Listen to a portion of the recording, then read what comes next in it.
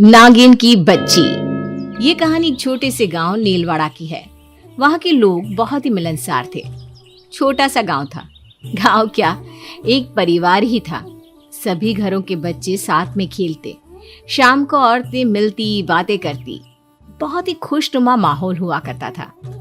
एक रोज शाम के वक्त कुछ औरतें गांव के चबूतरे पर बैठी हुई बातें कर रही थी। पता है क्या रेशमा, कल मेरी सास कह रही थी इस गांव में पहले नाग नागिन रहा करते थे। होंगे ही, जब इंसान नहीं होते थे तो सांप बिच्छू ही तो रहते होंगे ना गांव में। तू भी ना। अरे नहीं नहीं, वैसे नहीं। उन्होंने एक बार एक नाग नागिन का जोड़ा भी देखा था जब वो छोटी थी। उन्होंने सबको बताया पर किसी ने उनकी बात न मानी। अरे पर इसमें ना मानने वाली क्या बात है? उन्होंने उस नाग नागिन के जोड़े को इंसान में बदलते देखा था। हैं? तब तो मैं भी ना मानूं इस बात को। ऐसा होता भी है क्या भला? तभी अचानक प्रेमा चीखने लगती है। सांप! सांप! रेशमा, तेरे कंधे पर सांप! अपने कंधे पर झूल रहे काले रंग के सांप को देखकर रेशमा चीख उठती है। बचाओ!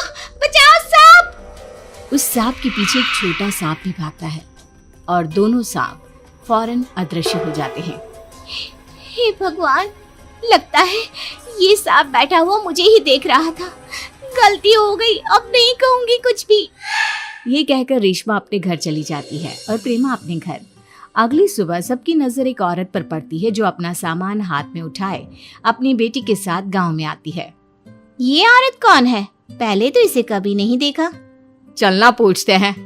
नमस्ते बहन जी, किसके घर जाना है आपको? मुझे कहाँ जाना होगा, सब तो मेरा ही है। मैं तो बस घर लौटी हूँ। मैं मतलब नहीं समझी आपका। मैं पास ही के गांव में रहती हूँ। ये मेरी बेटी है। यहाँ पढ़ाई की ज्यादा व्यवस्था नहीं, इसलिए यहाँ आ गए। पर यह गांव नया सा नहीं लगा, बिल्कुल घर सा लगा। इसीलिए तो मैंने कहा कि मैं बस वापस लौटी हूँ। वैसे आपकी बेटी बहुत सुंदर है। रमोला की बेटी तारा इतनी खूबसूरत थी मानो उसने सारी सुंदरता अपने चेहरे में समा ली हो। नीले रंग की आंखें, कमर से भी लंबी चोटी, गोरा रंग, पर मुंह में एक जरा बोली नहीं। बच्ची बोलती नहीं है क्या? हाँ, तारा बोल नहीं सकती, बेजुबान है। ये तो बड़े दुख की बात है।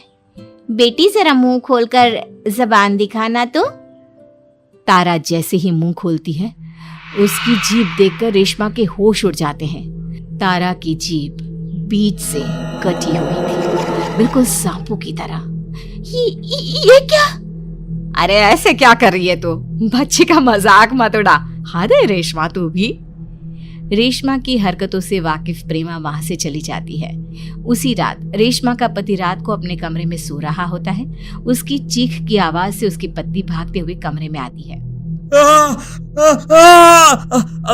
मेरा दम घुट रहा है रेशमा, मुझे बचा ले। प्रफुल्ल का शरीर नीला पड़ गया था और मुंह से झाग आ रहे थे। अपने पति को इतना तड़पता देखकर रेशमा मदद मांगने बाहर भागती है। पूरा गांव उसके घर के बाहर जमा हो जाता है।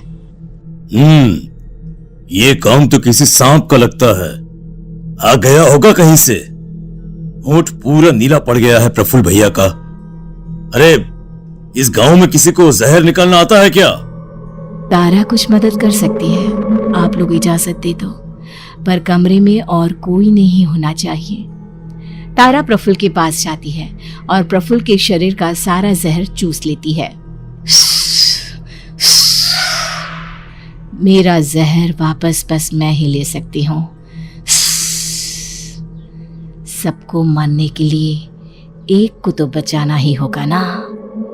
प्रफुल्ल वापस होश में आ जाता है। तारा और रमोला को गांव वाले बहुत मानने लग जाते हैं और सब कुछ सही लग रहा होता है कि गांव के नदी के किनारे एक बच्चे की लाश गांव वालों को मिलती है जिसका शरीर जहर से नीला पड़ चुका था। उस दिन से रोज कोई ना कोई अचानक ही गायब हो जाता और मरा हुआ नदी के पास मिलता। अरे ये सिलसिला तो खत्म होने का नाम ही नहीं ले रहा। आखिर ऐसा कब तक चलेगा? मुझे याद है जिस दिन मेरी सास ने मुझे नागों के बारे में बताया था, उसी दिन से ये सब शुरू हुआ है। मुझे तो तारा पर ही शक है। जीभ देखिए उसकी, हो सकता है वही लोगों के शरीर में जहर छोड़ती होगी। गांव वाले अब रमोला की निगरानी करने लगते हैं और वो देखते हैं कि प्रेमा की सास तारा से मिलने जाती है और उसका आधा शरीर नाग का बन जाता है। माँ तुम आ गई, मुझे तुम्हारे साथ रहना है माँ। चिंता मत कर मेरी बच्ची, तू नाग रानी की बेटी है। इस पूरे गांव को खत्म करना है तुझे। मेरा विष तो उम्र के कारण खत्म हो गया, तुझे इस गांव वालों से बदला लेना है, फिर यहाँ की रानी होगी तू। हमारे सर्प समाज के लोग वापस यहाँ आ सकेंगे। तेरी सास तो नागिन निकली प्रेमा, ये सब क्या राज है? अरे पता नहीं, पर माँ जी नागिन नहीं हो सकती। उसका राज तो माँ जी के कमरे में ही छिपा होगा। चारों मिलकर प्रेमा के घर लीला के कमरे में जाते हैं, जहाँ अलमारी से किसी की आवाज आ रही थी। प्रेमा अलमारी का दरवाजा खोलती है तो अंदर लीला होती है। माँ जी, आप यहाँ? तो हमारे साथ कौन रह रहा है? नागरानी, याद है तुझे? कुछ महीने पहले मैं खो गई थी। मैं घूमते घूमते जंगल चली गई, जहाँ एक गुफा के सामने से मैंने एक पत्थर हटा दिया और वहाँ से नागरानी और उसकी बेटी तारा निकली। उनकी एक वफादार भी है रमोला। उसने मेरा रूप लिया और मुझे मेरे ही घर में बंद कर दिया। इन सब से निकलने का क्या उपाय है चाची? उसी जंगल में हमें वापस जाना होगा और पत्थर से फिर से जैसे ही गुफा बंद होगी, मरे हुए सभी लोग वापस आ जाएंगे और तारा, उसकी माँ और रमोला गायब हो जाएंगी। सब वैसा ही करते हैं जैसा लीला ने बताया और वही होता है। नीलवाड़ा फिर से खुशहाल हो जाता है। इस हादसे के बाद रेशमा को नाग नागिन पर भरोसा हो ही जाता है।